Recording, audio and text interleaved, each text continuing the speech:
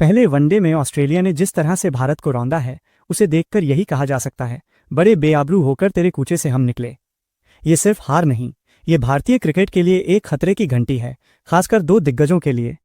अंक तालिका तो सिर्फ ये बताएगी कि ऑस्ट्रेलिया ने 7 विकेट से जीत हासिल की, लेकिन कहानी इसके पीछे की है। कहानी है भारतीय टॉप ऑर्डर के पूरी तरह से ढह जाने की। ऐसा लगा जैसे हमारे सितारे सिर्फ अटेंडेंस लगाने गए थे। रोहित शर्मा 223 दिन बाद टीम इंडिया के लिए खेलने उतरे, लेकिन 16 मिनट से ज्यादा नहीं टिक पाए। 14 गेंदों पर सिर्फ 8 रन और फिर हेजलवुड की ऑफ स्टंप के बाहर जाती गेंद पर स्लिप में कैच। ये सिर्फ एक खराब शॉट नहीं था, ये बताता है कि रोहित अभी भी अपनी लय नहीं पकड़ पाए हैं।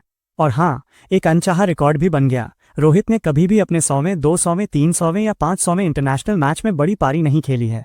और अगर रोहित का आउट होना परेशान कर रहा था, तो विराट कोहली का आउट होना तो दिल तोड़ने वाला था। 8 गेंदों पर 0 रन, और फिर वही पुरानी समस्या ऑफ साइड की गेंद। दोस्तों, ऑफ साइड की इस बीमारी ने विराट कोहली का T20 करियर लगभग खत्म किया, टेस्ट करियर में भी समस्या पैदा की, और अब क्या ये उनके वनडे करियर को भी खा जाएगी? ये 3 मैचों की सीरीज है। अगर यहां भी परफॉर्मेंस नहीं आती है, तो विराट और रोहित दोनों पर दबाव असहनीय हो जाएगा, भले ही वो कितनी ही फिटनेस की बात कर लें। मैदान पर रन चाहिए, और आज दोनों ने वो प्रूफ नहीं किया। शुभमन गिल, श्रेयस अय्यर, जिनसे मिडिल ऑर्डर को संभालने की उम्मीद थी, वो भी 10-11 रन बनाकर चलते बने। पूरी बल्लेबाजी लाइनअप में सिर्फ KL राहुल 38 रन और अक्षर पटेल 31 रन ने थोड़ी इज्जत बचाई, जिसकी बदौलत हम 136 तक पहुंच पाए। बैटिंग के बाद अब बात करते हैं गेंदबाजी की।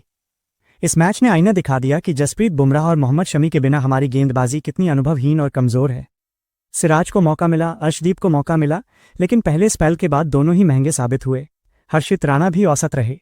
अक्षर पटेल ने बल्ले और गेंद दोनों से ठीक ठाक काम किया, लेकिन सवाल ये है, क्या सिर्फ अक्षर पटेल काफ़ी हैं? क्या हमें कुलदीप या वरुण चक्रवर्ती जैसे रिस्ट स्पिनर को नहीं खिलाना चाहिए था? और सबसे बड़ा सवाल नीतीश कुमार रेड्डी को लेकर है। क्या वो सच में हार्दिक पांड्या को वनडे में रिप्लेस कर सकते हैं? उनकी ऑलराउंड क्षमता पर अभी भी एक बड़ा डाउट है। वॉशिंगटन सुंदर ने इकोनॉमिकल स्पेल डाला, लेकिन क्या वो एक प्रॉपर बॉलर की जगह ले सकते हैं जो मैच को पलटने की क्षमता रखता हो? शमी और बुमराह डगआउट में नहीं है, प्रसिद्ध कृष्णा और कुलदीप बेंच पर बैठे हैं। ऐसे में आपकी बेस्ट 11 क्या होनी चाहिए? ये मैनेजमेंट को सोचना होगा। ऑस्ट्रेलिया की गेंदबाजी देखिए। Hazlewood 7 over 2 maiden 20 run 2 wicket. Starc 6 over 1 maiden 22 run 1 wicket. ये फर्क था अनुभव का, ये फर्क था क्वालिटी का। विराट कोहली के साथ रिकॉर्ड्स का एक अजीब खेल चल रहा है। ऑस्ट्रेलिया में उनका एवरेज 50 से नीचे चला गया है। उनका T20 और टेस्ट एवरेज भी कुछ समय से अनफॉर्चुनेट तरीके से गिरा है। क्या वो अपने ही बनाए रिकॉर्ड्स को धीरे धीरे खत्म कर रहे हैं? और रही बात जीरो की, तो विराट कोहली अब सबसे ज्यादा अंतर्राष्ट्रीय जीरो बनाने वाले भारतीयों की लिस्ट में तीसरे नंबर पर आ गए हैं, और अनफॉर्चुनेटली उनसे ऊपर सिर्फ गेंदबाज हैं, जहीर खान, हरभजन सिंह, ईशांत शर्मा। यह चिंता का विषय है।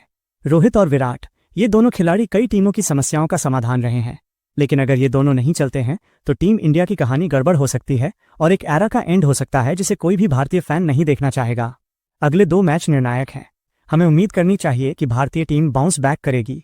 कम से कम अगर हार भी मिले, तो ये दोनों दिग्गज रन बनाए, क्योंकि अगर रोहित कोहली फ्लॉप हुए, तो सिर्फ मैच नहीं, बल्कि भारतीय क्रिकेट के एक स्वर्णिम युग का अंत हो जाएगा।